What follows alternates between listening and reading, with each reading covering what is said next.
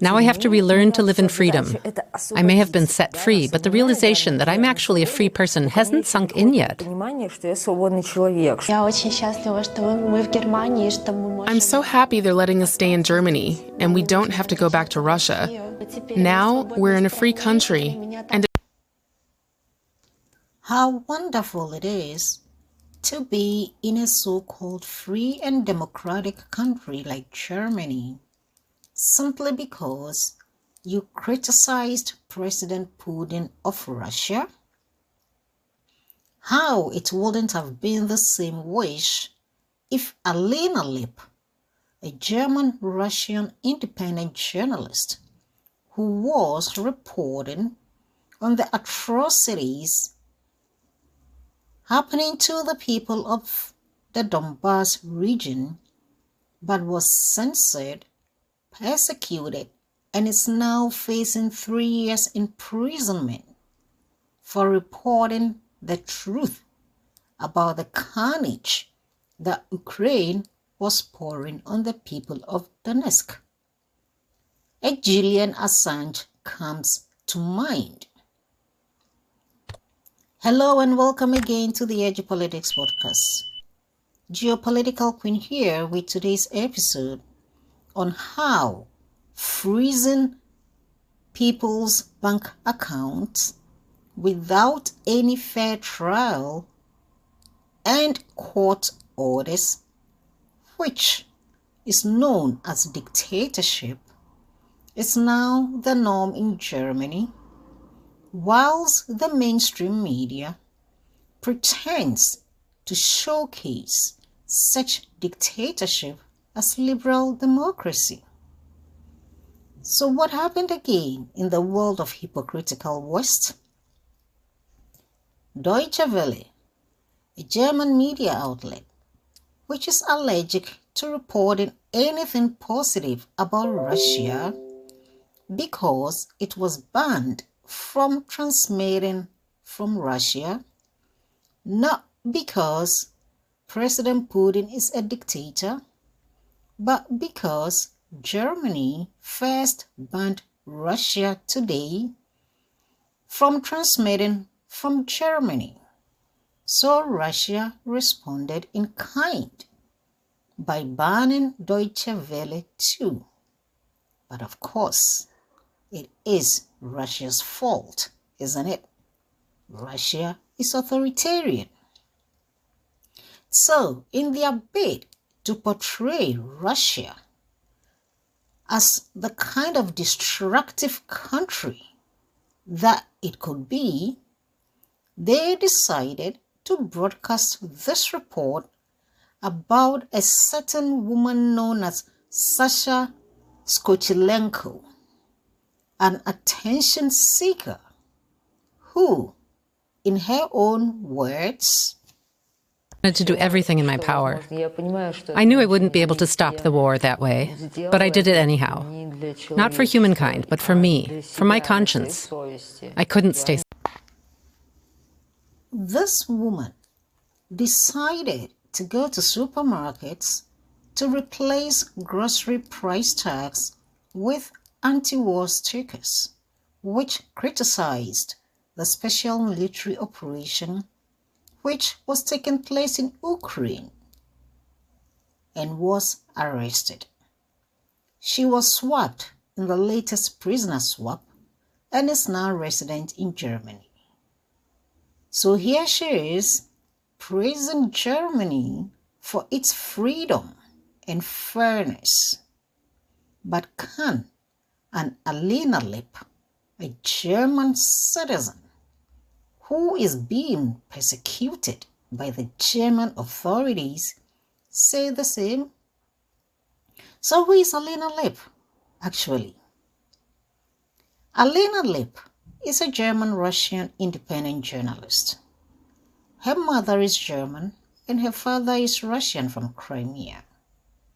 After a visit in 2021 to the Donbas region, she was horrified at the atrocities that the Ukrainian government was brutalizing the people of the region with. She realized that there was no reporting about the suffering of these people in the German media.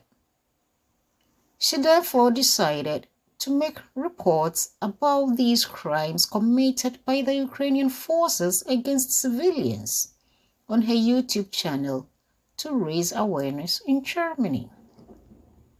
But unlike Sasha Skochilenko, who is now being heralded like a hero by Deutsche Welle, Alina was persecuted, her YouTube channel was closed down, her bank and PayPal accounts were blocked, and the Ukrainian government even labeled her a terrorist.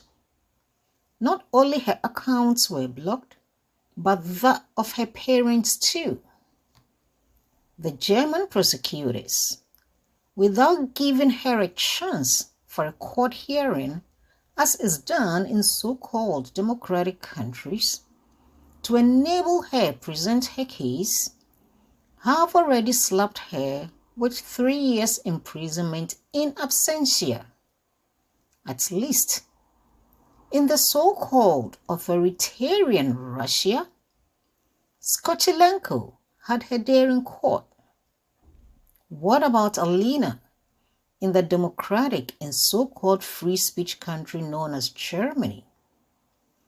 Don't listen to me. Just listen to Alina herself. My name is Alina Lipp. I'm an independent German journalist living in Donetsk. I'm living here for half a year now, telling Germans what is going on in the Donbas region and in Ukraine. And for that, the German authorities now started to persecute me. First they deleted my material in the internet, then they blocked my bank account, blocked the bank account of my father, and yesterday I got this letter from German authorities that they opened now a criminal case against me. So these are the documents, and for Germans the support of the special operation of Russia in Ukraine is already a criminal act, for which you can obviously get 3 years in prison. In their letter they are writing that at the 24th of February I published a post on Telegram saying that the denazification began and that the people of the Donbas region support Russia in their decision to start this special operation. And I was also saying that Ukrainians were killing the people here in Donbas already for several years. Also, they are writing that on the 12th of March I published a video in which I said that Ukraine is doing a genocide in Donbas. What is interesting, in the end of their letter they are writing that they are not going to invite me to a hearing because this would disturb the investigations. Okay, that's very interesting. So they are persecuting me but don't want to hear me out. What is, by the way, also interesting, that on this page there's a big Z on top, and Z is also already forbidden in Germany. It's a symbol for supporting the special operation of Russia, and for that you have to pay. Yeah, so you've seen it and you heard it. You see the hypocrisy of so-called democratic countries and their propaganda machines like Deutsche Welle, which reports propaganda as news, where state censorship, media narrative control, asset seizures, and freezing of individual bank accounts, know what they told us were things that happened in the Soviet Union back in the days. So what happened that we are experiencing these acts in so-called Western liberal democracies today? What has the world turned into? Well, Kindly leave your comments in the comment section below, and thanks for tuning in. I will be back with the next broadcast.